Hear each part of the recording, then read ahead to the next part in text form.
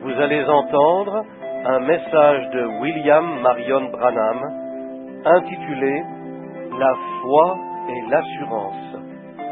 Ce message a été prêché à Oakland, Californie, États-Unis d'Amérique du Nord, le 12 avril 1947.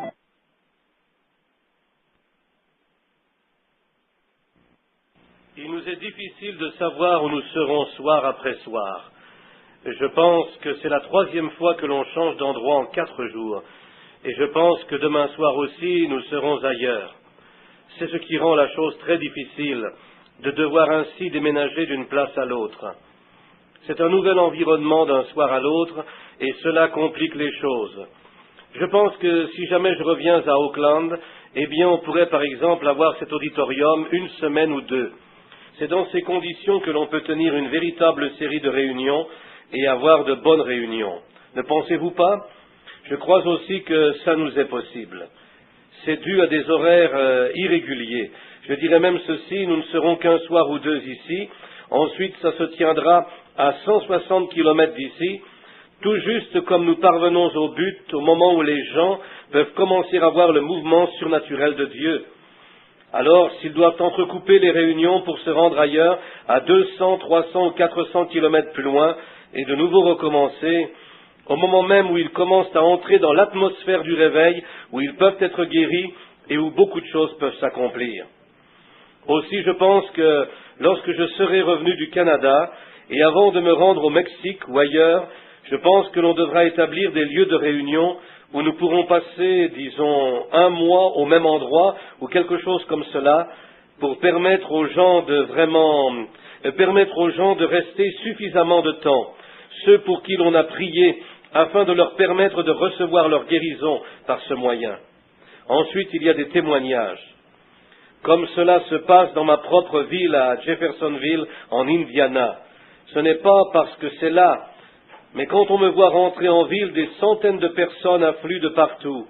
C'est parce que vous êtes établis en un lieu précis. Vous n'êtes pas toujours en train de déménager comme c'est ici le cas. Et puis, les amis, cela fait environ 6 mois que je suis sur la route, jour et nuit. J'ai eu aujourd'hui un merveilleux temps seul avec Dieu. Il n'y avait que le Seigneur et moi. Et je peux mieux me relaxer quand je suis seul. J'ai encore 5 autres réunions avant d'avoir un peu de repos, 5 autres réunions. Et puis au mois de mai, je prendrai le mois complet.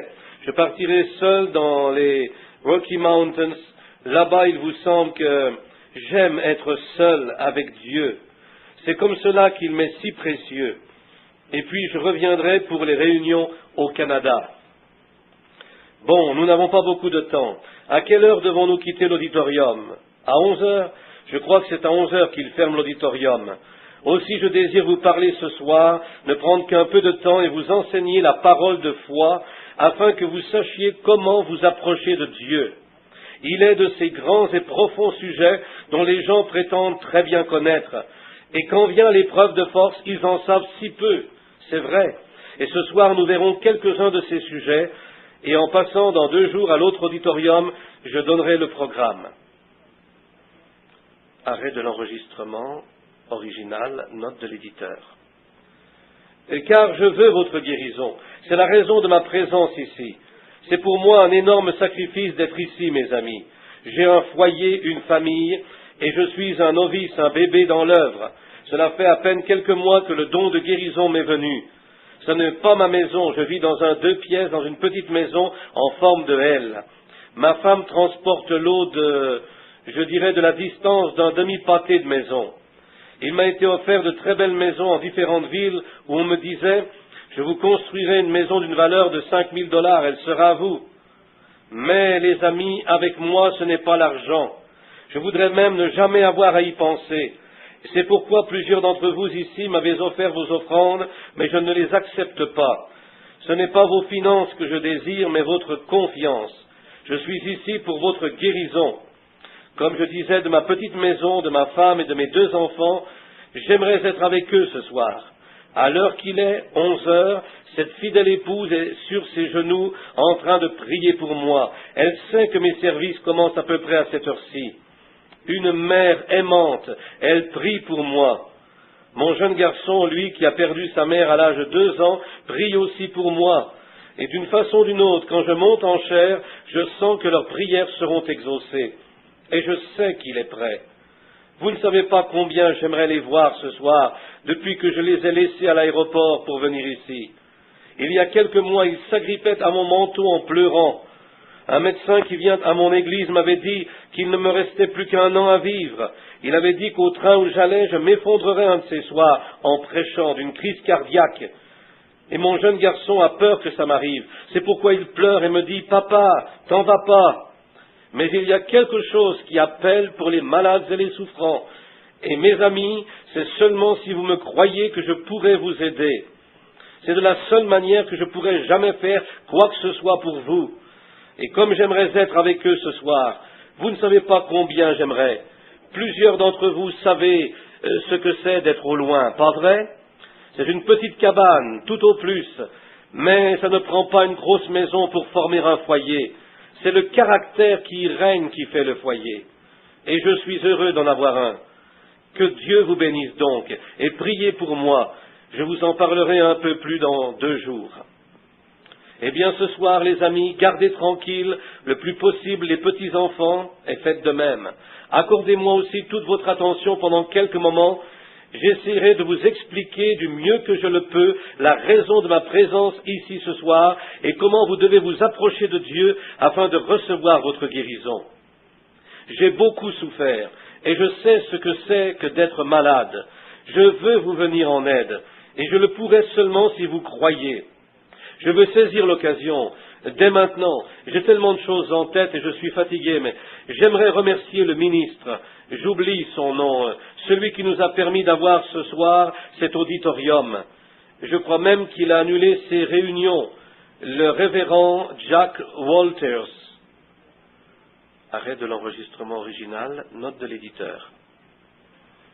Estimons-nous heureux de ceci, de cette autre occasion, de nous tenir devant ton peuple ce soir, pour leur parler de ce jour et de cette heure que nous vivons, juste avant la venue de ton Fils bien-aimé, qui prendra une Église, un peuple appelé, lavé dans ton sang, né de nouveau, et prêt à aller rencontrer un saint Dieu, un chemin rendu accessible par le sang du Saint Christ de Dieu. Bénis-nous tous, comme nous attendons ta divine présence. Puisse l'ange que tu as envoyé dans la chambre ce soir-là pour parler à ton serviteur, et qui est la raison de ma présence ici ce soir, se tenir en chair pour ton humble serviteur ce soir, et confirmer toute parole qui sera prononcée. Et puisse de grands signes et des miracles suivre. Bénis le ministre, Père, frère Walker, qui nous a donné l'auditorium ce soir, lui et les siens. Fais de lui un ministre fructueux dans ton ministère, une branche qui produit du fruit, et puisse-t-il avoir plusieurs trophées à déposer à tes pieds en ce grand jour. Puisses-tu bénir les ministres qui ont parrainé ce programme dans cette ville, dont frère Moore et tous les autres ministres, les coéquipiers. Ô Dieu, puissent leurs églises être des flammes de feu, de témoignages pour la gloire de Dieu en ces derniers jours mauvais, dans lesquels nous en vivons les ombres à l'ombre de la venue du juste. Oh, parle ce soir, Père, de façon remarquable à l'auditoire, et puisse-t-il y avoir de la foi, et puisse le Saint-Esprit couvrir ce soir l'auditorium de ses ailes, et puisse la force venir d'une telle intensité que beaucoup de grandes guérisons miraculeuses seront accomplies, que sa renommée à travers ce ministère se répandra dans toutes les régions de la côte ouest, car nous le demandons en son nom et pour sa gloire. Amen. Mes amis, je disais que nous avons souvent changé d'endroit, et je pense que plusieurs d'entre vous ici n'avaient même jamais entendu comment le don de guérison divine est venu.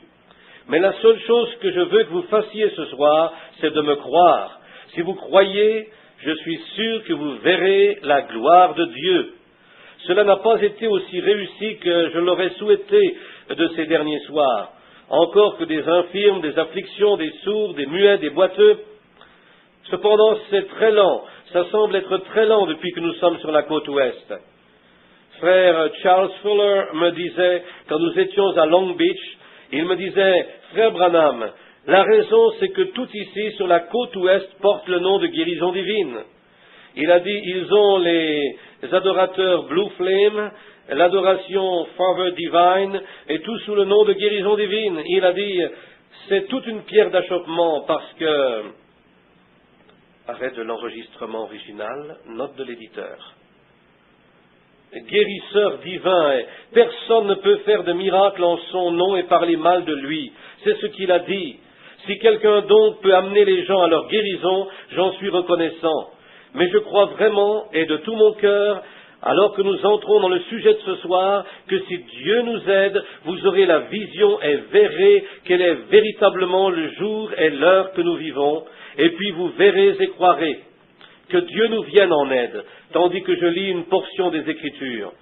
Du livre des Hébreux au chapitre 11, nous allons lire les 3 premiers versets. Écoutez très attentivement. Puisque mes paroles ne sont que les paroles d'un mortel, elles failliront. Mais la parole de Dieu ne faillira jamais. Elle est toujours vraie. Or, la foi est une ferme assurance des choses qu'on espère, une démonstration de celles qu'on ne voit pas. Pour l'avoir possédé, les anciens ont obtenu un témoignage favorable. C'est par la foi que nous reconnaissons que le monde a été formé par la parole de Dieu, en sorte que ce qu'on voit n'a pas été fait de choses visibles. C'est par la foi qu'Abel offrit à Dieu un sacrifice plus excellent que celui de Caïn. C'est par elle qu'il fut déclaré juste, Dieu approuvant ses offrandes. Et c'est par elle qu'il parle encore, quoique mort. Le système acoustique est un peu trop fort, donc. Comme ça. Là, je pense que ça va être un peu mieux. Le son rebondissait du... Maintenant, je vais prendre mon texte du verset 3. Une des dernières phrases. Dieu approuvant ses offrandes. Et comme sujet, on le trouve dans le premier verset. La foi est l'assurance des choses qu'on espère, la démonstration de celles qu'on ne voit pas. Ce jour dans lequel nous vivons, c'est un jour incomparable où règne partout une paix incertaine et un repos perturbé. Les gens courent çà et là à la recherche de quelque chose à trouver, quelle qu'elle soit. À peu près n'importe qui pourrait avoir des adeptes. Quelqu'un les suivra, peu importe ce qu'ils enseignent ou pensent. Et c'est aussi un jour dont les prophètes ont parlé. Les gens affamés mangeront n'importe quoi. Quand des enfants et des adultes sont affamés, ils mangeront d'une poubelle, eux qui mangeaient autrefois d'une table bien propre. Mais s'ils sont affamés, ils mangeront n'importe où. Je crois donc que les véritables ministres de l'Évangile devraient être intègres, devraient donner aux gens les vraies choses, la nourriture qui est propre à sa saison. Amen. Je vous ai dit que je n'avais rien d'un prédicateur. J'ai tout juste le don de guérison divine, lequel, je dirais humblement, vient de Dieu. Je n'ai rien à faire avec l'arrivée de ce don. Arrêt de l'enregistrement original, note de l'éditeur. Une note dominante aux Écritures. La foi, celui qui s'approche de Dieu doit croire que Dieu existe et qu'il est le rémunérateur de ceux qui le cherchent. Sans la foi, il est impossible de lui être agréable. Ce monde a été créé par la foi. Les choses ont été formées à l'existence par la foi. Dieu a vu cette gouttelette de rosée suspendue dans l'air, ou le nom que cela porte, et il a simplement parlé. Il a dit que la lumière soit, et la lumière fut. Ensuite, il a amené à l'existence la terre et l'a séchée, et ainsi de suite. Tout ça a été fait par un acte de foi de Dieu. Le monde entier est créé par la foi. C'est par la foi que vous êtes ici ce soir. Beaucoup d'entre vous ont dit à leur employeur que vous seriez de retour au travail demain. Comment savez-vous que vous le serez? Vous avez dit à votre femme, je serai de retour après le service. Comment savez-vous que vous le serez? Vous avez peut-être demandé à quelqu'un, un taxi, de vous prendre à 11 heures. Comment savez-vous que vous y serez? Vous serez peut-être dans l'éternité, avant les coups de 11 heures, voyez? Mais c'est par la foi tout ça. Tout est par la foi. Maintenant, il y a tant de gens qui parlent de ce sujet, la foi, et qui en savent si peu sur elle. Écoutez bien, mes amis, je vous aime et je veux que vous compreniez ceci. Il y a tant de personnes qui parlent de la foi et qui ne connaissent pas un seul principe de la foi. Maintenant, nous pourrions ne jamais plus nous revoir de ce côté-ci de l'éternité. Si j'avais un endroit où nous pourrions nous rassembler et où je pourrais vous amener graduellement à concevoir la chose plus clairement que vous le pouvez maintenant, parce que plusieurs d'entre vous allez penser dans votre... plusieurs auront probablement une fausse impression de moi ce soir, alors même que je m'efforce à vous faire saisir ceci, et vous penserez que je m'exalte moi-même. Mais non, c'est pas ça, mes amis bien-aimés, c'est pour votre bien, si je parviens à vous faire voir ce que Dieu a fait pour vous. Beaucoup viennent dans la ligne de prière et disent « Oh, j'ai la foi pour être guéri ». Et les amis, quand ils passent dans la ligne, je sais qu'ils n'ont pas assez de foi pour guérir un mal de dents. C'est exact. Certains viennent dans la ligne atteints d'un cancer et disent « J'ai la foi pour être guéri ». Ils n'ont pas la foi. Ma leçon des Écritures ce soir disait « La foi est l'assurance des choses qu'on espère, la démonstration de celles qu'on ne voit pas ». Vous voyez, c'est une assurance, c'est sans intermédiaire, quelque chose que vous avez réellement. Pas quelque chose que vous avez imaginé, quelque chose que vous pensez avoir, mais c'est un acte direct et positif. Vous comprenez ce que je veux dire? Ici, il n'y a pas longtemps, je vais vous raconter l'histoire d'une personne pour que vous compreniez ce qu'est la foi. La foi est un don en lui-même. Vous avez peut-être une portion de la foi, mais il y a un don de foi. Par exemple, vous joindrez les malades et prierez pour eux et obtiendrez des résultats. Cela n'est pas un don de guérison, c'est une portion de foi. Mais ce n'est pas un don direct de guérison, car il n'y a qu'un don direct de guérison, il n'y a qu'un don direct de foi, il n'y a qu'un don direct de miracle, et ainsi de suite. Ils étaient dans les Écritures, les apôtres les avaient. Ils ont accompli plusieurs puissants miracles, Philippe et tous les autres. Mais celui-ci était un don de guérison. Quand nous quittons la ville, comme plusieurs disent, je l'ai remarqué en quelques endroits, quand je m'en retourne, 15 à 20 personnes diront « Le Seigneur m'a donné le don de guérison ». Eh bien, que Dieu bénisse leur cœur. D'autres disent « Frère Branham, imposeriez-vous les mains sur moi pour que je reçoive le don de guérison ?» J'aimerais bien le pouvoir. Je vous voudrais tous dans la ligne ici ce soir. Et je dirais qu'il n'y aurait plus un seul malade dans Auckland dans quelques semaines d'ici. Tout à fait. Mais il ne m'appartient pas de donner. Arrêt de l'enregistrement original, note de l'éditeur. L'assurance des choses qu'on espère, la démonstration de celles qu'on ne voit pas. Prenons cette portion de l'Écriture, l'assurance des choses qu'on espère. Il y a trois choses, l'espérance, la charité, la foi. Vrai? Maintenant, l'espérance est un élément, la foi en est un autre et la charité en est un autre. La charité, c'est l'amour. J'ai vu passer bien des gens, de bonnes gens, de réels chrétiens, mais qui n'avaient pas assez de foi pour être guéris. Tandis qu'un pécheur passe et a la foi pour être guéri. Vous voyez? C'est un tout autre élément. Ce n'est pas si vous servez Dieu sans broncher. C'est un élément que vous-même possédez. J'aimerais que vous compreniez ceci, parce que c'est pour votre bien. Il n'y a pas longtemps, c'était il y a quelques mois, j'étais à domicile pour quelques soirs. Et oh, il y avait environ 300 personnes qui s'étaient rassemblées à la maison et dans la cour ce jour-là, et vers les 2 heures du matin, ma femme m'a conduit à mon lit. Je me suis étendu, et oh, j'avais des crampes aux jambes, et c'était douloureux. J'étais couché, et j'ai entendu une voiture entrer dans la cour. J'ai dit, oh là là, il y a quelqu'un qui arrive. Ma femme m'a dit, eh bien écoute, je vais aller répondre. Et comme elle allait répondre, je me suis préparé à dormir. Je pouvais entendre quelqu'un dire, le bébé est malade depuis longtemps. Et le petit bébé pleurait au point que ça ne ressemblait plus à un humain qui pleurait. Quelque chose qui ressemble à, pour vous qui lisez mon livre, une vision céleste. Combien l'ont lu dans l'auditoire? Laissez-moi voir. Voyez, quelque chose qui ressemblait à cela. Le petit avait à peine 8 à 10 mois, il n'arrêtait pas de pleurer.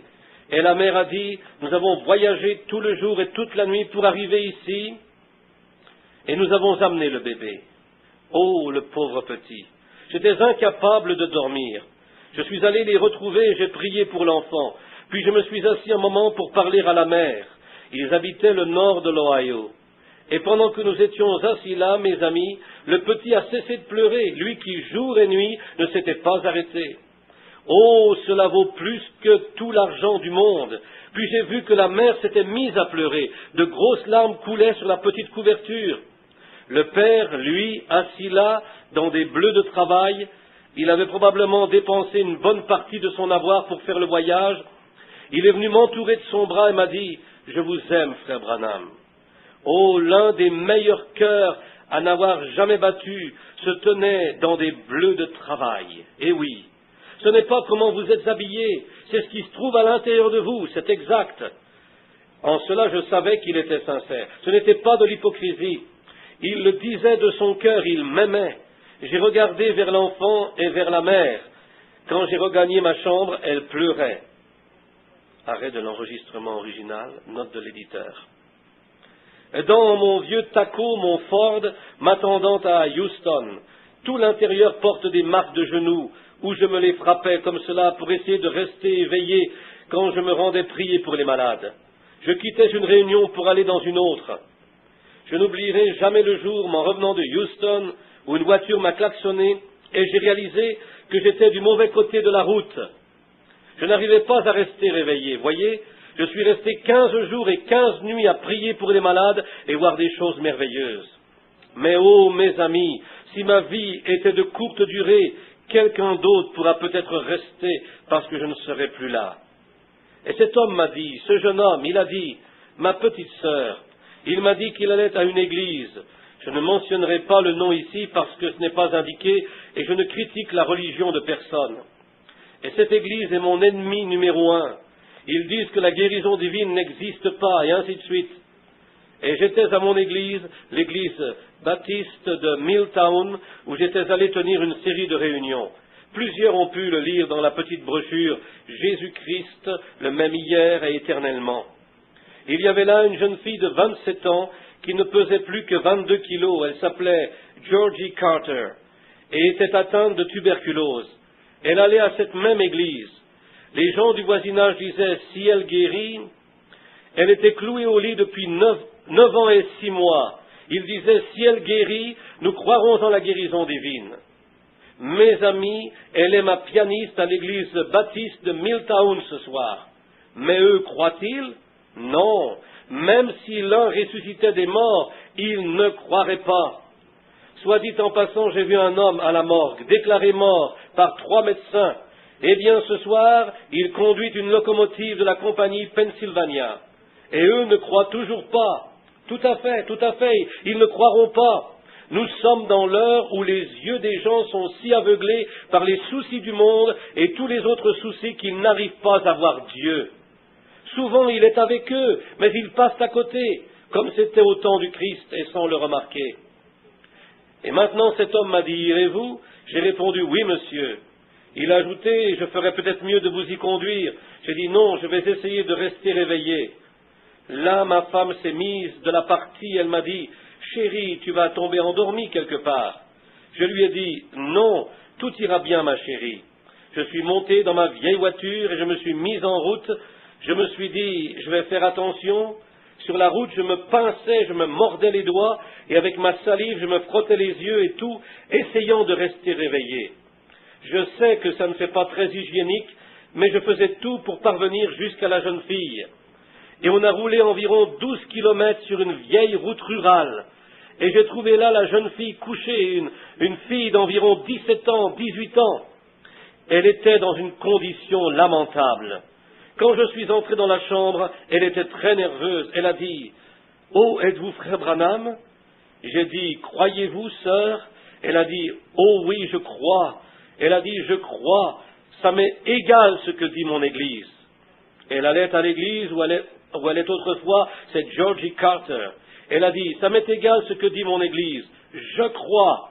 Je crois. » Son père était venu faire ma connaissance et me serrer la main. Il m'avait conduit à son lit. Il m'a dit, « Monsieur, c'est ce matin qu'elle doit être opérée. On craint qu'elle ne supporte pas le voyage. On doit la transporter jusqu'à New Albany, en Indiana. » Le premier hôpital se trouvait à peu près à 65 kilomètres de là, dont 12 kilomètres en région rurale, sur un chemin pas large du tout, à peine la largeur d'un wagon. Arrêt de l'enregistrement original, note de l'éditeur. D'aller à l'hôpital, elle aurait succombé avant son arrivée. Peut-être y a-t-il des médecins ici présents. Il y a habituellement des médecins qui viennent écouter les services. Son côté était protubérant et rouge, l'appendice était rompu et allait éclater à tout moment. Souvent j'allais avec le docteur Adair, le docteur de notre ville, celui qui vient à mon église. Et l'opération avait lieu, l'incision était pratiquée, et quand l'appendice éclate sur la table d'opération, parfois on doit retirer les intestins et les nettoyer afin de les garder d'une péritonite, puis inciser en forme de V et y introduire un tube servant de drain. Parfois ils se rétablissent. Mais cette fille, son appendice aurait éclaté. Elle aurait eu 48 kilomètres ou plus à faire en voiture. Elle aurait succombé avant son arrivée. Maintenant, les amis, la fille me regardait et elle m'a dit « Oh, frère Branham, pensez-vous que je vais vivre ?» Je lui ai répondu « Je crois que oui. » Mais je lui ai dit « Maintenant, croyez-vous » Elle a répondu « Oh oui, oui, je crois. Croyez-moi, ça m'est égal ce que dit mon Église, je crois. Georgie Carter a été guéri, je vais guérir aussi. » J'ai peur de l'opération, voyez, juste comme ça. Des voisins s'étaient rassemblés dans la maison. Maintenant, regardez, voici ce que je veux que vous saisissiez. La fille pensait qu'elle croyait, tout comme plusieurs d'entre vous qui franchissaient la ligne, mes amis. Elle pensait croire, mais elle ne croyait pas. Maintenant, plusieurs ici peuvent avoir des troubles de femme, une chose ou une autre, peut-être un ulcère de l'estomac. Vous avez du temps devant vous. Mais pour cette fille, il fallait agir tout de suite. Sa vie était en jeu. Quelque chose devait être fait. J'ai donc dit, sœur, je ne veux pas blesser vos sentiments, mais vous ne croyez pas. Maintenant, c'est comme quand le frère qui parle ici, quand vous avez votre tête levée, peu importe où vous êtes dans la salle, je ne dis pas ceci. Mes amis, rappelez-vous, c'est pour votre bien si je vous en parle. Ce n'est pas moi, mais Dieu. Je sais quand vous avez la tête levée, je le sens. Est-ce ça que vous soyez derrière moi ou à votre place? Comme hier soir, il y a une personne qui avait sa tête levée derrière moi. Tout ce temps, je le savais. Et c'est donc entre Dieu et vous, vous voyez, je n'y puis rien. Ils font obstacle aux gens. Il y a bien des choses qui font obstacle. Donc cette fille a dit, « Oh, je crois, frère Branham. » Eh bien, elle pensait qu'elle croyait. Maintenant, voici, elle avait de l'espoir. Mais la foi est l'assurance des choses qu'on espère, la démonstration de celles qu'on ne voit pas. Vous voyez ce que je veux dire? Puis j'ai dit, sœur, s'il s'agissait d'un cas normal, j'aurais du temps, et je vous en laisserai aussi prendre ce que vous avez de foi et continuer avec cela. Mais vous avez besoin d'une attention immédiate, tout de suite, car je vais être honnête avec vous. Vous mourrez avant votre arrivée à l'hôpital. Les parents ne l'ont pas beaucoup apprécié sur le coup. Mais je préfère être honnête avec vous. Je veux vous montrer que vous n'avez pas la foi. Maintenant, écoutez et recueillez tout ce que je vous dis de cette histoire. Une corde était suspendue à un lustre dans la chambre, et à l'extrémité de cette corde, il y avait un petit bracelet. C'était un bracelet blanc avec des petites billes rouges.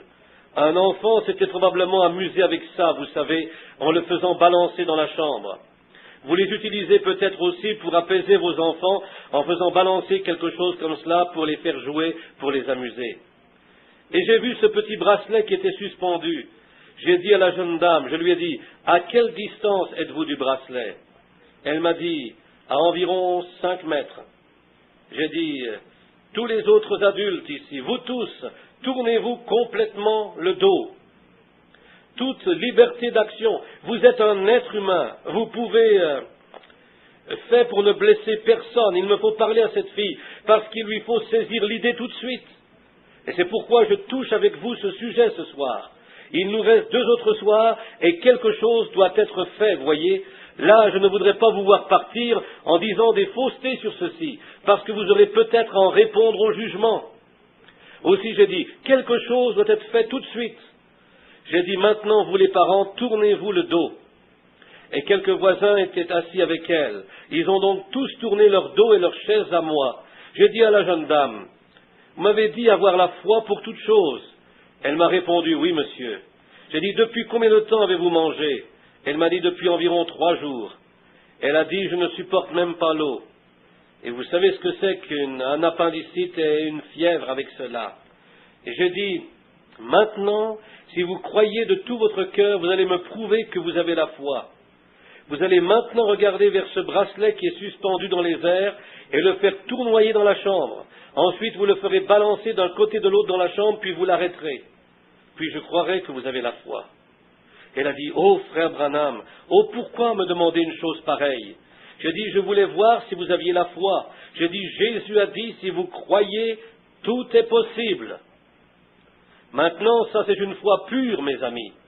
Les magiciens l'utilisent souvent pour jouer des tours et ainsi de suite, pour faire éclater du verre et ces choses. Cela se fera si vous croyez.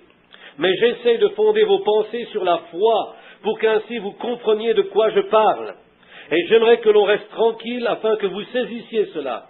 Secouez-vous un peu, pour que lorsque j'aurai terminé, vous sachiez de quoi il s'agit. Puis elle a dit, et quoi, frère Branham, personne ne peut faire ça. J'ai dit, bien sûr que oui, tous ceux qui croient le peuvent.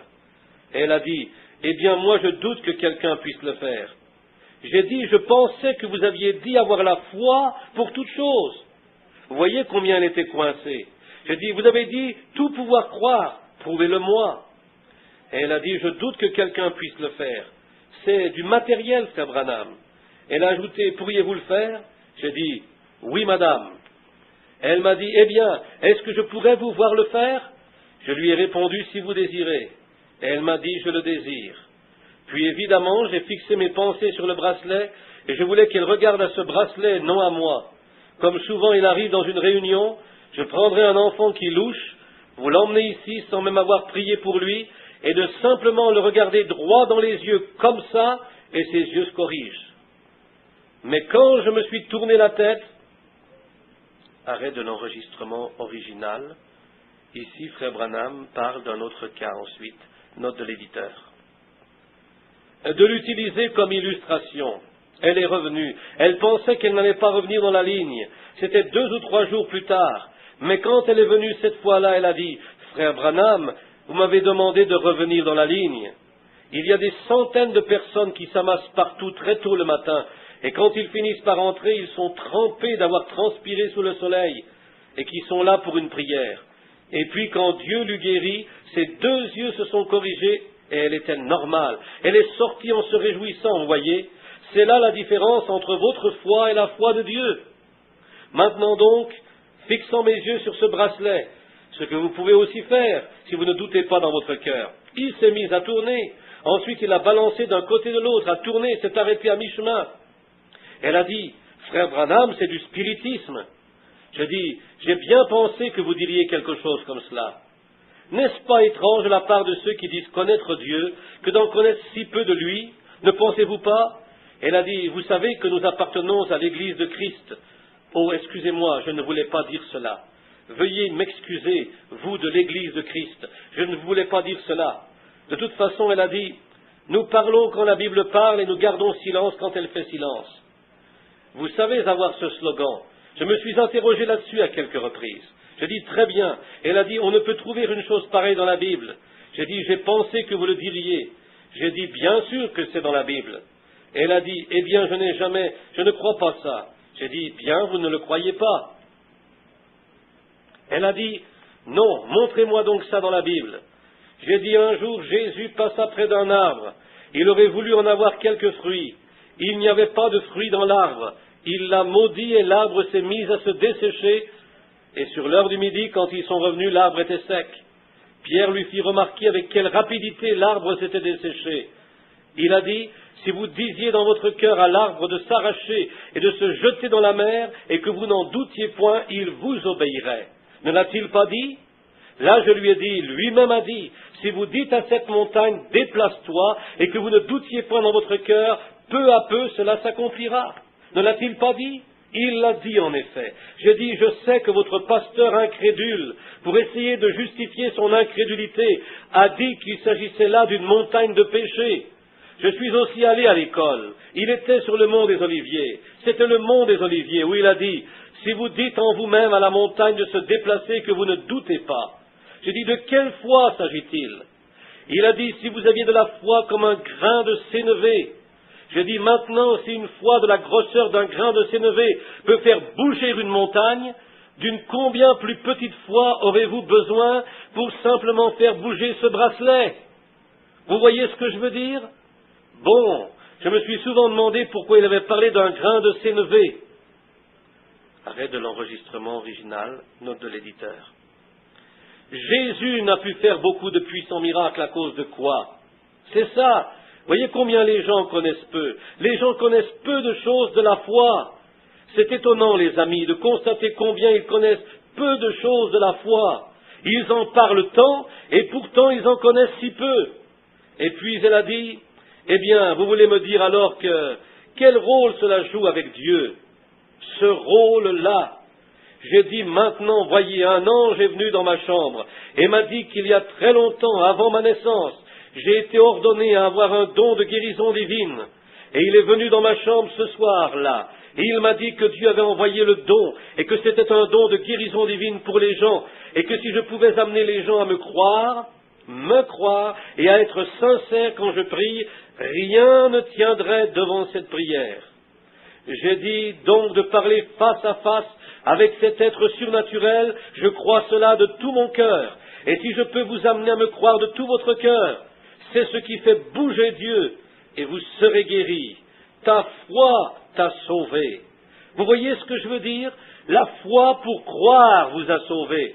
Non pas ce que vous donniez comme évidence et imaginiez dans votre esprit, mais ce que vous savez réellement, la démonstration même des choses qu'on ne voit pas. Vous voyez ce que je veux dire? Ensuite, la fille a dit, « Frère Branham, je comprends en effet qu'il y a quelque chose au-delà de ce que j'ai jamais atteint. » Elle a dit, « J'essayerai de tout mon cœur.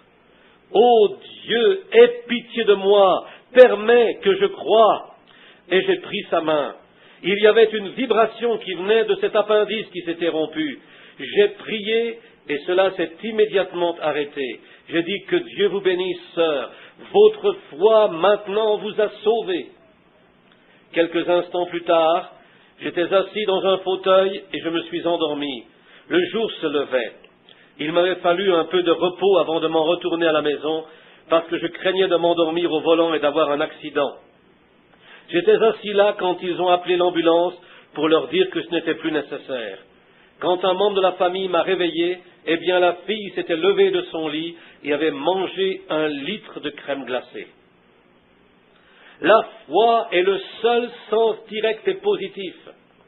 Et c'est le 6e sens. La foi vaut plus que la vue. La foi vaut plus que le toucher. Vous ne touchez pas la foi. Vous ne goûtez pas la foi. Vous ne sentez pas la foi. Vous ne voyez pas la foi. La foi est l'assurance des choses qu'on espère. La conviction de celles qu'on ne voit pas. Amen. Voici, vous voyez cette Bible. Je veux cette Bible. Je la regarde et je la veux. La foi est la substance des choses qu'on espère. La conviction de celles qu'on ne voit pas. Vous voyez ce que je veux dire? Je pense avoir ici dans ma poche un vieux canif Barlow que je garde depuis des années. Maintenant, je ne vois pas ce canif, je ne touche pas ce canif, je ne goûte pas ce canif, je ne sens pas ce canif, mais je sais que ce petit couteau est dans ma poche. Comment je le sais? Parce que je crois qu'il y est. Maintenant, s'il n'y est pas, la foi l'y mettra s'il n'y est pas. C'est difficile à avaler, je sais, mais c'est la vérité. Si vous croyez, tout est possible. Vous avez peur de prendre Dieu à sa parole, les amis. Vous avez peur. Maintenant, j'ai peut-être laissé ce canif sur mon bureau quand je me suis changé tout à l'heure. Mais aussi sûr que ce canif est sur mon bureau en ce moment, si je crois de tout mon cœur, il sera dans ma poche. C'est difficile à avaler, mais Dieu est capable de le mettre là, si vous le croyez. Je voudrais vous montrer quelque chose ici. Venez ici, révérend Kitchen. Êtes-vous Sir Martin? Viendriez-vous ici un moment? Je voudrais vous montrer quelque chose, les amis. Viendriez-vous ici si ça ne vous ennuie pas? Je ne veux pas faire de spectacle avec vous, ma sœur, mais c'est pour la gloire de Dieu. Maintenant, regardez, les amis, je vais vous montrer quelque chose. Je crois qu'il y a une femme debout devant moi. Me diriez-vous que c'est faux? Frère Kitchen réplique, vous n'entendez parler aucune femme? Non, je n'entends parler aucune femme. Vous ne touchez aucune femme? Non, monsieur. Comment je sais qu'il y a là une femme? Vous ne goûtez aucune femme? Non. Comment pouvez-vous dire qu'il y a là une femme? Parce que mon sens de la vue me dit que je vois une femme. Eh bien, en êtes-vous sûr? J'en suis sûr. Il y a là une femme. Croyez-vous que j'ai raison? Oui. Vous autres dans la salle, pensez-vous que j'ai raison? Arrêt de l'enregistrement original, note de l'éditeur. C'est la main d'une femme. Je sais que c'est une femme parce que je la touche. Pensez-vous pouvoir m'en dissuader? Non. C'est direct, je le sais que c'était une femme. J'ai le dos tourné à elle, mais je sais toutefois que c'est une femme, voyez? Parce que mon sens du toucher me dit qu'il y a là une femme. Voyez ce que je veux dire? Bon, la vue me dit qu'il y a là une femme en ce moment, je ne la touche pas. C'est mon sens de la vue qui me le dit. Je sais qu'elle est là parce que je la regarde. Je vais fermer mes yeux, je sais qu'elle est là en ce moment, pas parce que je la vois, mais parce que je touche sa main. Je sais qu'elle est là. Je ne la vois pas, mais cependant je la touche. Mon sens du toucher me dit qu'il y a là une femme. Voyez ce que je veux dire? Maintenant, la foi est l'assurance des choses qu'on espère, la démonstration. Voyez quelque chose de certain et direct, tout comme ma vue est certaine, comme mon toucher est certain, c'est la démonstration des choses qu'on ne voit pas. Aussi certain que ces autres sens le sont. Vous voyez ce que je veux dire? Il y a tant de gens qui essayent de se donner une évidence en disant « Oh, j'ai la foi !» Mais mes amis, elle n'est pas là. Si elle y était, elle réagirait, vous voyez? Vous comprenez ce que je veux dire? Maintenant, regardez. Je vous remercie, Sir Martin. Que Dieu vous bénisse. Maintenant, regardez. J'ai vu la femme. Mon sens de la vue m'a dit qu'elle était là. Mon sens de la vue m'a donc dit qu'elle était là. Mais je me suis fermé les yeux. Je n'avais plus ce sens. Puis je l'ai touchée et mon sens du toucher m'a dit qu'elle était là. Le sens du toucher était tout aussi certain que mon sens de la vue parce que c'était une évidence directe. Maintenant, la foi est une évidence directe des choses qu'on ne voit pas, ne touche pas, ne goûte pas, ne sent pas ou n'entend pas. Peu importe. Je vais maintenant me fermer les yeux. C'était du jus d'orange. Frère Kitchen dit, vous ne voyez aucune orange? Non, monsieur. Vous n'entendez aucune orange? Non, monsieur. Vous ne touchez aucune orange? Non, monsieur. Vous ne sentez aucune orange? Non, monsieur. Qu'est-ce qui vous dit que c'est du jus d'orange? Parce que je l'ai goûté. En êtes-vous certain? Je suis certain que c'était du jus d'orange. Ce n'était pas du citron, ni du raisin, ni du pamplemousse. C'était du jus d'orange parce que mon sens du goûter, je ne l'ai pas senti, ni entendu, ni touché, ni vu. Mais mon sens du goûter m'a dit que c'était du jus d'orange. Pensez-vous que j'ai raison? Vous avez raison. Certainement que c'en était. Mon sens du goûter a prouvé que c'était du jus d'orange. Maintenant, même si vous vous obstiniez à me dire que c'était de l'eau, je sais que c'est du jus d'orange. Je l'ai goûté, vous voyez? Vous pourriez en faire autant, et si votre sens du goûter n'est pas altéré, vous direz aussi que c'est du jus d'orange. Et si vous avez de la foi, vous comprendrez ce que je dis. Maintenant, surveillons cela à nouveau, voyons ceci. Je sens un parfum, c'est du parfum. Frère Kitchen dit, vous n'en voyez pas. Non, je n'en vois pas. Vous n'en entendez pas. Non, je n'entends pas de parfum. Vous n'en goûtez pas. Je n'en goûte pas. Vous n'en touchez pas. Je n'en touche pas. Qu'est-ce qui vous dit que c'est du parfum? Parce que je le sens. Amen. C'est exact. Mon sens de l'odorat me dit que c'était du parfum. Arrêt de l'enregistrement original, note de l'éditeur. Frère Kitchen dit, musique. Non, monsieur. Oh, qu'est-ce qui vous fait penser que c'est de la musique? Je l'entends et je sais que c'est de la musique. En êtes-vous certain? J'en suis certain. La dame joue, croit seulement. Pensez-vous que j'ai raison? Vous avez raison. Essayez de m'en dissuader. Je ne la vois pas, ne la goûte pas, ne la touche pas, ne la sens pas, mais je l'entends. N'en étais-je pas certain? Est-ce que je sais avoir raison? Pourquoi? Maintenant, voilà les 5 sens du corps. Ils sont positifs, n'est-ce pas? Vous savez quand ils s'expriment. Vous le savez. Maintenant, vous regardez l'auditoire. Vous savez que vous me regardez. Eh bien, quoi alors, les amis? La foi. Voici la foi et l'assurance des choses qu'on espère, la démonstration de celles qu'on ne voit pas. C'est positif, vous en êtes conscient. Nul n'est besoin qu'on vous en parle davantage. C'est aussi évident que n'importe lequel de ces 5 autres sens du corps. Vous comprenez ce que je veux dire? Combien ici ont maintenant une vue d'ensemble de ce que je dis? Montrez-moi vos mains. Voyez, voyez. Ce n'est pas ce que vous essayez de vous faire croire. Maintenant, disons que j'essaye de me faire croire que j'entends de la musique, je ne l'entendrai pas. Est-ce que je peux me faire croire que je sens du parfum? Il n'y en a pas, il faudrait que j'en mette. Voyez ce que je veux dire? Et la foi est ce positif, c'est un acte positif. Vous en êtes conscient. Oh là là, j'espère que vous voyez ce que je veux dire. Vous voyez, c'est l'assurance des choses qu'on espère, la démonstration de celles qu'on ne voit pas. Vous ne les voyez pas, vous ne les goûtez pas. Quelqu'un dira, je ne me sens pas mieux. Eh bien quoi? Pourquoi n'allez-vous pas mieux?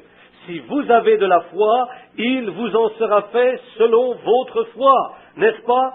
Voyez, ce n'est pas comment vous vous sentez, vous êtes guéri de toute façon. Ce n'est pas ce que vous voyez, vous êtes guéri de toute façon. Vous voyez ce que je veux dire? Vous reconnaissez cela. Il n'y a rien qui pourrait l'enlever de votre cœur. Vous en êtes conscient. Il s'agit de cet acte positif.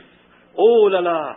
Si seulement vous pouviez comprendre cela, mes amis, quelque chose arriverait. Si seulement vous pouviez comprendre ce que je vous dis, quelque chose réagirait à l'instant. Vous voyez, c'est un positif. C'est là tout aussi positif que le sont les 5 autres sens. Ceux-ci appartiennent à l'homme naturel. La foi est de Dieu. L'homme naturel peut se tromper, mais Dieu ne le peut pas. Oh là là! Eh bien, cela nous pousserait à crier. Pensez-y. Et les gens me disent avoir la foi, mais ne pas pouvoir croire en la guérison divine. Mes amis, si vous ne croyez pas en la guérison divine, vous êtes perdus. Tout à fait. Comment allez-vous? Si vous ne pouvez avoir assez de foi pour que Dieu répare ce corps dans lequel le glorifier, d'une combien plus grande foi vous faudra-t-il pour croire que Dieu prendra ce vieux corps mortel pour en faire un immortel et l'enlever? Cela est une guérison divine directe. Oh là là! Il va y avoir de terribles désappointements au jour du jugement, à la résurrection. Tout à fait. La foi, nous devons atteindre à un lieu tel que nous serons changés comme Enoch l'a été. C'est exact. Une foi, un témoignage qui a plu à Dieu. L'écriture qui suit dit qu'Enoch a eu un témoignage de foi qui a plu à Dieu. N'est-ce pas vrai? Et la Bible dit, sans la foi, il est impossible de plaire à Dieu. Vous devez donc avoir... Arrêt de l'enregistrement original, note de l'éditeur. Non pas un don des miracles, bien que plusieurs miracles sont accomplis avec cela, mais c'est un don de guérison. Les gens obtiennent la guérison. Ils sortent, prient pour cela et s'en retournent. Et oh, ils sont guéris. Attendez que je quitte la ville, mes amis.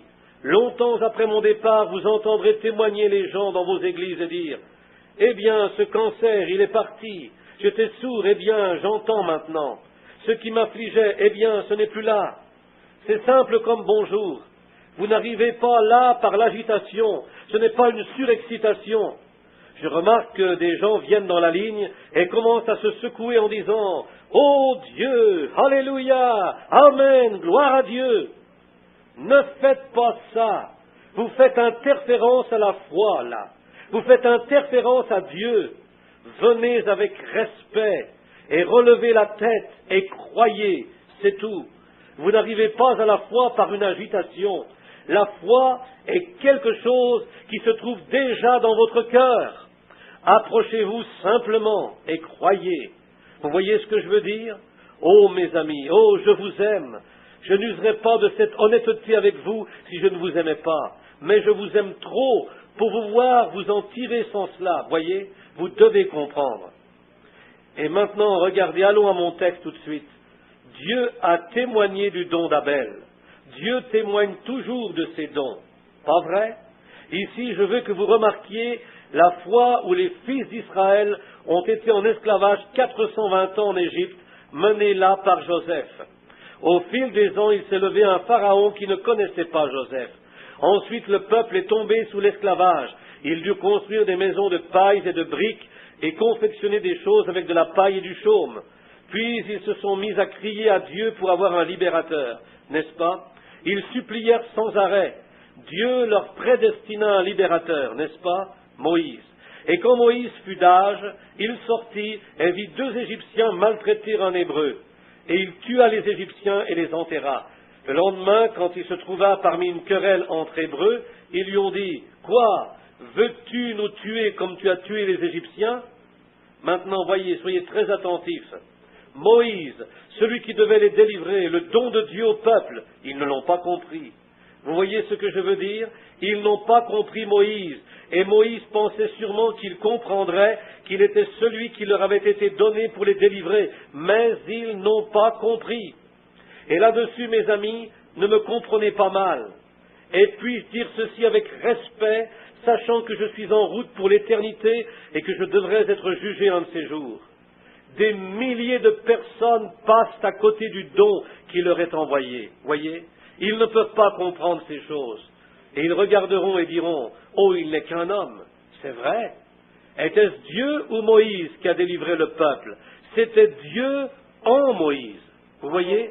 Ils ont supplié pour avoir un libérateur. Et quand Dieu leur a envoyé ce libérateur, ils ne l'ont pas reconnu. Parce que c'était par... Arrêt de l'enregistrement original, note de l'éditeur. Demeure en moi, c'est lui qui fait les œuvres, voyez, mais il était le don de Dieu pour le monde. Dieu nous l'a donné à vous et à moi. N'en êtes-vous pas heureux? Voyez, Dieu le donna. Bon, ceux qui croient que Dieu l'a donné peuvent être sauvés, mais ceux qui ne le croient pas ne peuvent être sauvés, n'est-ce pas vrai? Et il n'y a aucun autre moyen d'entrer dans le royaume que par lui. Vrai? Eh bien maintenant, si vous croyez cela, vous pouvez être sauvés. Mais si vous ne croyez pas cela, vous ne pouvez pas être sauvés parce qu'il est le don de Dieu.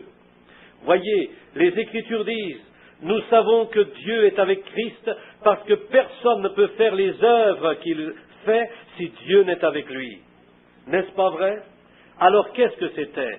Dieu témoignait que c'était son Fils unique. Pas vrai? Dieu en témoigne. Il a dit, celui-ci est mon Fils.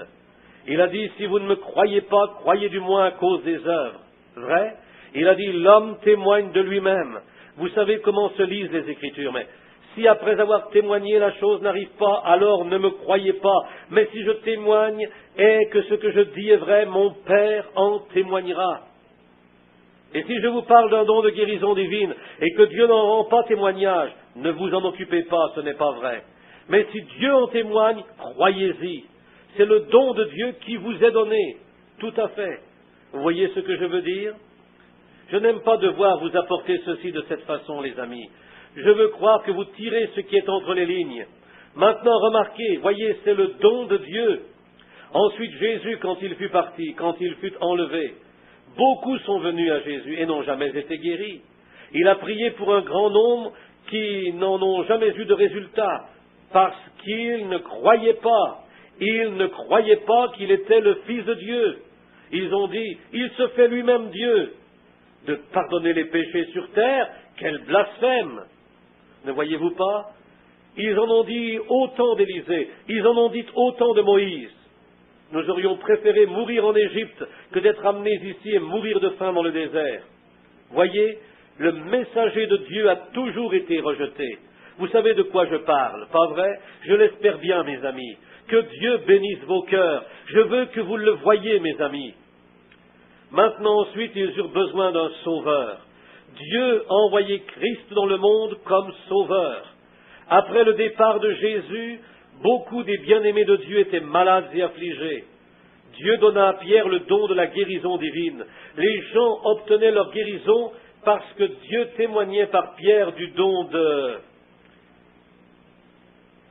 des choses matérielles. Dieu est dans les hommes. Le Saint-Esprit n'est jamais descendu sur des organisations, mais sur des hommes. Il y a tant de gens qui disent, ils n'appartiennent pas à ma foi. Eh bien, si vous êtes de la foi de Christ, c'est toute la même foi. Dieu ne s'arrête pas à votre organisation. Ça ne signifie rien pour lui. Et si les gens en arrivent à ce que ce ne soit qu'un monde organisé, et si c'est là la raison, je préférerais que ça se fasse dans un auditorium. Car si c'est une église unitaire, les trinitaires ne viendront pas. Si c'est une église trinitaire, les unitaires ne viendront pas. Si c'est une église méthodiste, les baptistes ne viendront pas. Si c'est une église baptiste, les méthodistes ne viendront pas. Un seul corps. Quelqu'un dit, devrions-nous être rebaptisés pour pouvoir venir dans la ligne de prière? Miséricorde. Il n'y a pas plus païen que ça, tout à fait. Par un seul esprit, nous avons tous été baptisés dans un seul corps. C'est vrai, indépendamment de qui vous êtes et d'où vous êtes. C'est exact. Donc ce n'est pas une question d'organisation. Vous n'avez pas à appartenir à l'église baptiste ou à la méthodiste ou à la pentecôtiste ou à tout autre. Vous devez avoir la foi en Dieu. C'est exact. Maintenant, et à vrai dire, vous n'avez pas à appartenir à une église, mais si vous êtes guéri et que vous péchez de nouveau, cela reviendra sur vous pire encore que ce ne l'était. Allez quelque part à l'église alors et servez Dieu. Dieu ne vous guérit pas pour la gloire du diable, il vous guérit pour sa gloire. Maintenant, voyez comme les gens passent à côté. Moïse se sentait, je peux m'imaginer comment il se sentait. Il détestait venir parler directement aux gens, parce qu'il pensait que c'était de l'exaltation de sa part. Il pensait que les gens diraient, regardez-le. On a eu pas mal de cela dans le monde de nos jours. Beaucoup sont venus dire, Dieu a fait ceci, et fait cela. Mais Dieu n'en a pas témoigné. Mais si Dieu rend témoignage, il respectera son don. Pas vrai? Oui, monsieur. Dieu a honoré l'offrande d'Abel. Il a honoré l'offrande de Moïse. Moïse pensait que le peuple comprendrait, mais ils n'ont pas compris. Très bien. Mais cela passe par-dessus la tête de la plupart des gens. Et mes amis, je vous aime, et je veux vous voir guéris. Maintenant, quand ils ont demandé un libérateur, Dieu leur a envoyé, et ils n'ont pas pu le reconnaître. Moïse était le don de Dieu pour Israël. Le croyez-vous? Élisée le prophète l'était aussi. Ils étaient les dons de Dieu. Il y a eu aussi plusieurs faux prophètes. Du temps d'Élisée, il y avait des faux prophètes, mais c'est de la prophétie d'Élisée que Dieu a témoigné. Si c'est de Dieu, Dieu en témoignera. Et il y avait Élisée, et il était le don de Dieu pour Israël. Le croyez-vous? Il était même le pasteur d'Akab, il était le pasteur de Jézabel. Elle ne voulait pas admettre qu'il était son pasteur, mais c'est lui qui lui avait dit où elle restait. Tout à fait. Il était son pasteur. Elle le détestait, mais il était toutefois pour elle le don pourvu par Dieu pour qu'elle prenne connaissance de ses péchés. Mais elle ne l'a pas reconnu. Vous comprenez de quoi je parle? Puis vint Jésus. Écoutez bien, Jésus était le don de Dieu pour Israël, pour le monde, n'est-ce pas? Jésus était le don de Dieu. Dieu a tant aimé le monde qu'il a donné son Fils unique. Croyez-vous cela? Pensez-vous que Moïse n'était pas le libérateur parce que c'était Moïse? Sa présence d'esprit et son intelligence? Eh bien, il a dit qu'il n'avait pas la parole facile. C'était Dieu en Moïse, un don pour le peuple. C'était Dieu en Christ. Il a dit, ce n'est pas moi, c'est mon Père qui habite en moi. C'est la même chose qui fit dire à Marthe, Seigneur, mon sermon d'hier soir, je sais que tu es le Christ, le Fils de Dieu, qui devait venir dans le monde. Elle croyait cela, et les gens ont cru en lui. Et remarquez Pierre quand il marchait en leur présence. Il n'était pourtant qu'un mortel, il était né d'une chair de péché comme moi et vous, tout à fait, mais les gens avaient besoin d'être guéris, et c'est pourquoi Dieu envoya Pierre accomplir cette œuvre spécifique. Jean était l'amour. Pierre n'avait pas en lui l'amour que Jean avait. Jean était l'agent d'amour de Dieu. Voyez? Regardez ceci.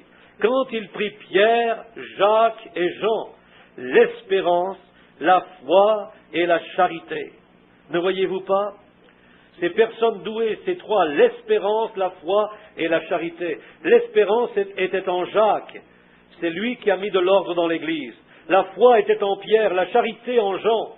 L'espérance, la foi et la charité. C'étaient les représentants de Dieu sur terre.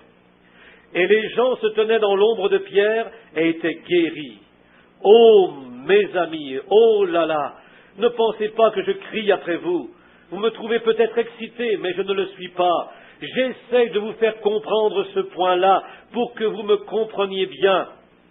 Maintenant, les gens de la Pentecôte ont prié depuis les 30 ou 40 dernières années pour un don de guérison. Nous sommes dans une époque où l'on a la meilleure science médicale jamais vue antérieurement. Nous avons les meilleurs hôpitaux, les meilleurs docteurs, les meilleurs médicaments jamais prescrits. Et on a plus de maladies que jamais. Il y a des milliers et des centaines de milliers de précieux saints de Dieu qui souffrent ce soir. Et c'est depuis des années et des années qu'ils supplient Dieu de redonner le don de guérison divine à l'Église. Et quand Dieu a déplacé les orbites il y a 37 ans et qu'il l'a prédestiné et envoyé, plusieurs centaines de personnes passent à côté sans le reconnaître, les amis. Maintenant, il ne sera pas toujours, je n'aime pas dire cela, que Dieu ait pitié. Regardez, les amis, à travers le reste du pays, à Phoenix, à Houston, à San Antonio, en Arkansas, à travers le pays, des milliers sont guéris qui s'étaient amenés avec toutes sortes de maladies et d'afflictions. Oakland, reconnais ton jour. Arrêt de l'enregistrement original, note de l'éditeur. Et je me rendais à la pharmacie, et quand je suis entré, j'ai remarqué quelqu'un qui me regardait étrangement. J'ai fait le tour des rayons et je suis sorti. J'avais en main une bouteille scellée. Je n'ai jamais oublié cet homme. J'avais encore mon uniforme. L'homme a mis sa main sur mon épaule et m'a regardé. Il a dit, « Monsieur, j'ai vu que vous étiez un officier. Je me suis dit que je pourrais vous poser une question. » Il a dit, « Vous pourrez penser que je suis un peu fou. » J'ai dit, « Qu'y a-t-il, monsieur ?» Il a dit, « Je vis à Paducah, au Kentucky. » Il a dit, « Ma santé se détériore depuis près de 2 ans. » Il a dit, « La semaine dernière, j'ai fait un drôle de rêve. J'ai rêvé que je devais venir à Jeffersonville, en Indiana, et trouver quelqu'un du nom de Branham qui prierait pour moi. » Il a dit, « Savez-vous s'il y a des Branham qui vivent ici ou non ?» Eh bien, vous ne savez pas comment je me sentais.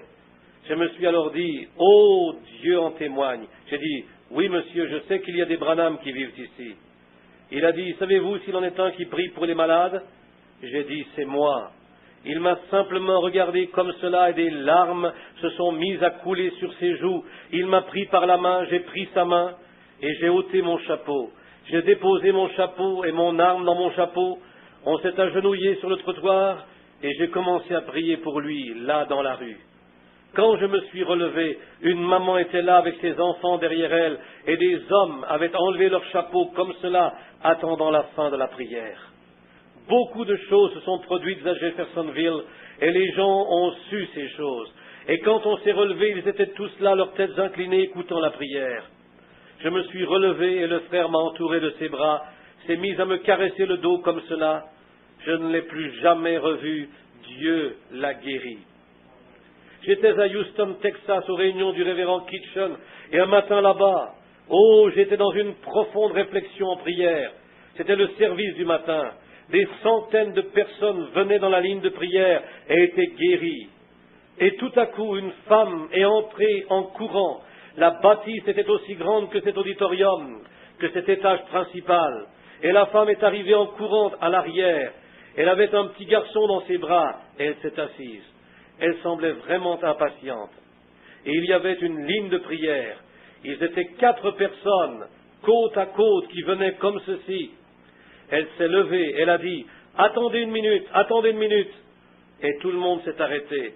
Elle a dit, « Je n'aime pas arrêter cette ligne de prière, mais je veux vous dire. » Elle était très nerveuse et toute tremblante, sous l'excitation. Elle a dit, « J'habite à Houston Ouest. » Houston est une grande superficie de plusieurs kilomètres d'est en ouest, et nous étions dans l'est de la ville.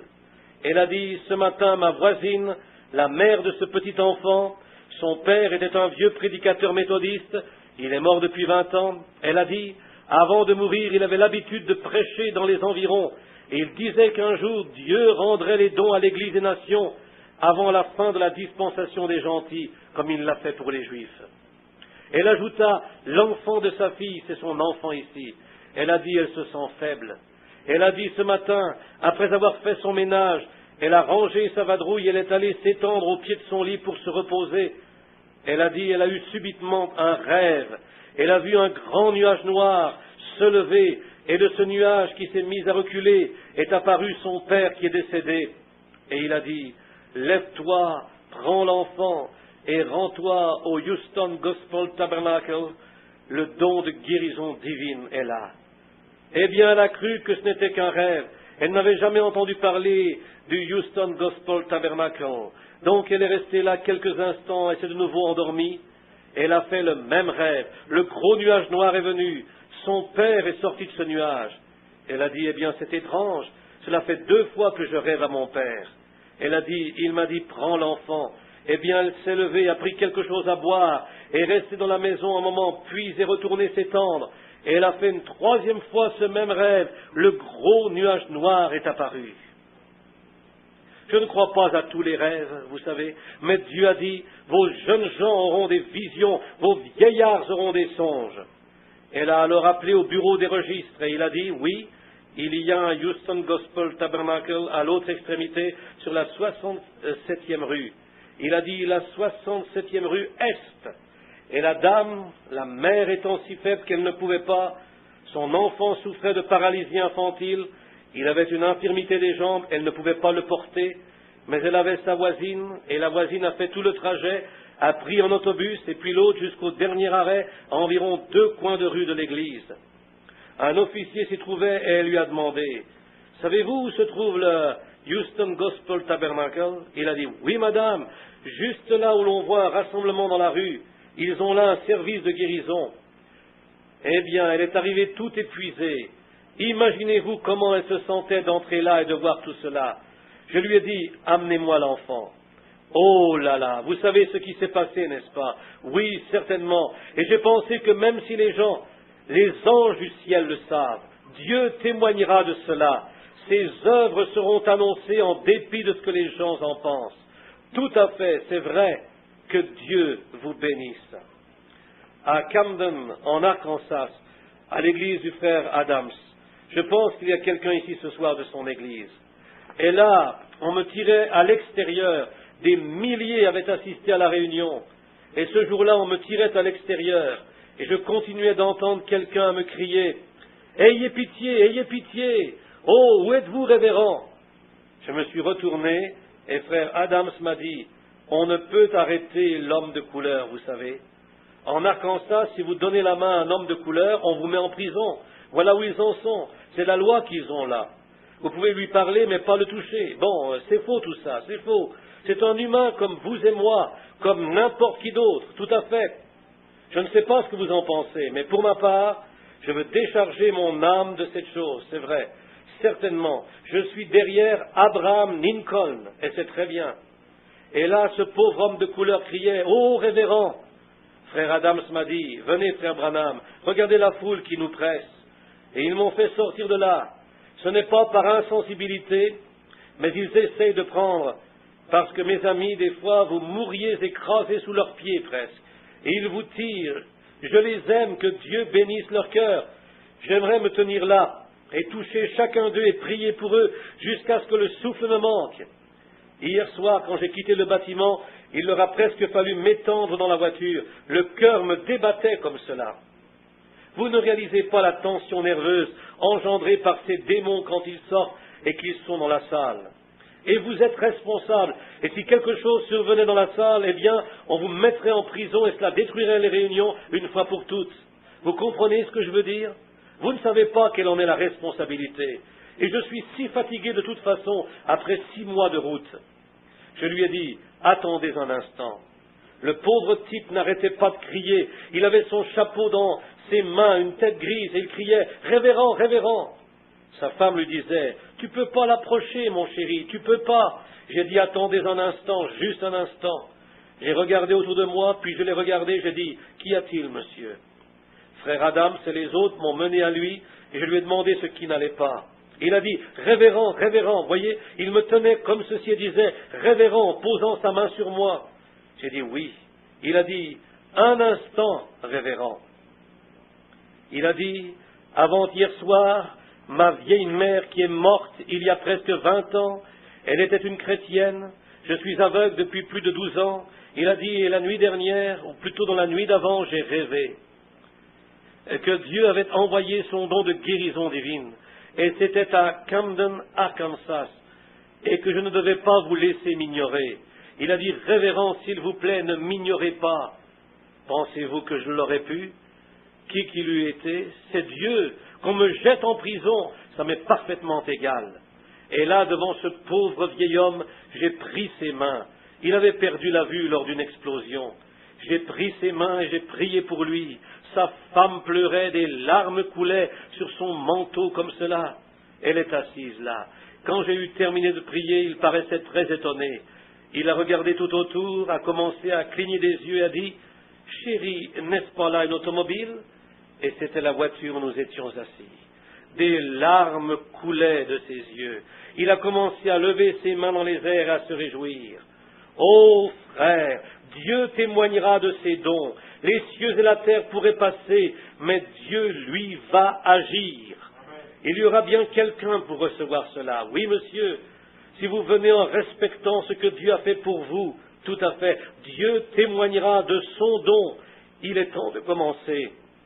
Écoutez, il n'y a pas longtemps, ça se passait en Illinois. Et écoutez, tandis que l'on parle d'hommes de couleur, ça me vient à l'esprit. C'était là-bas, dans un grand amphithéâtre. Beaucoup savent de quel bâtiment il s'agit.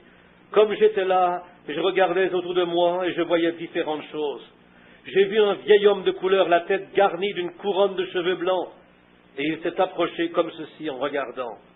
Après un bout de temps, il est arrivé devant quelque chose, s'est arrêté, a enlevé son chapeau, l'a tenu derrière lui, il a penché sa tête, j'ai vu qu'il était en train de prier.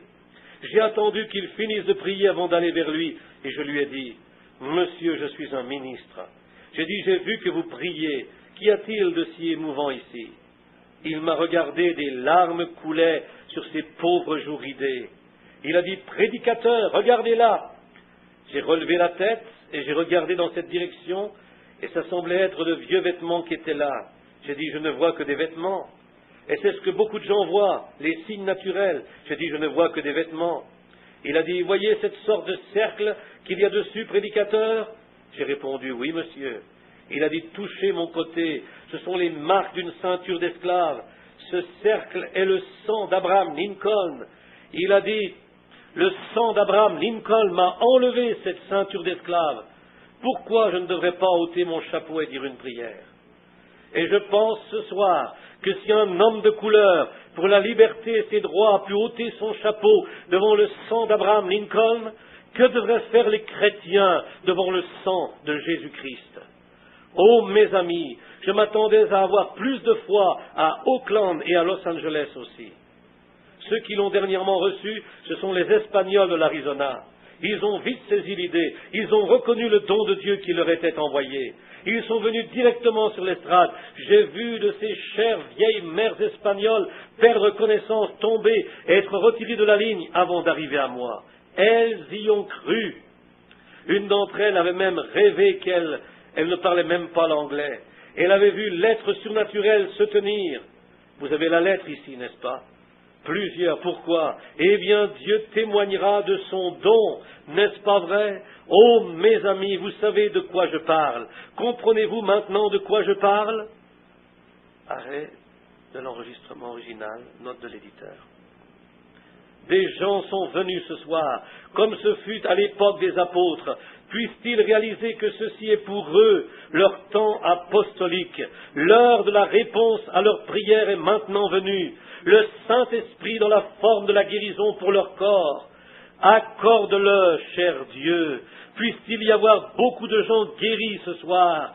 Aie pitié, Père, et fais en sorte que chacun de ceux qui viennent ce soir viennent comme ils l'ont fait quand ils sont passés près de ton humble serviteur, Simon-Pierre.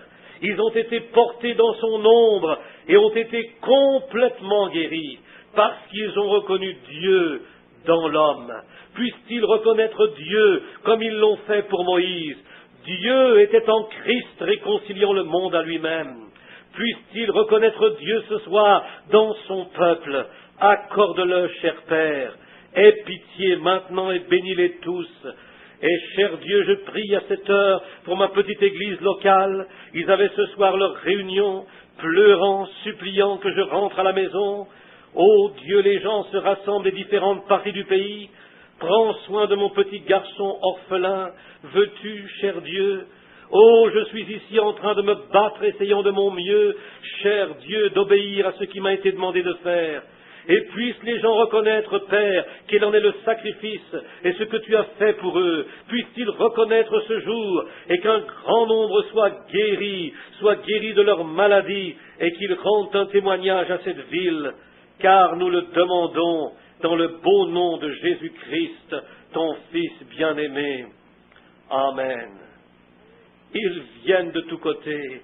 Oh, comme j'aimerais que vous, je sais que vous saisissez, que Dieu bénisse vos cœurs.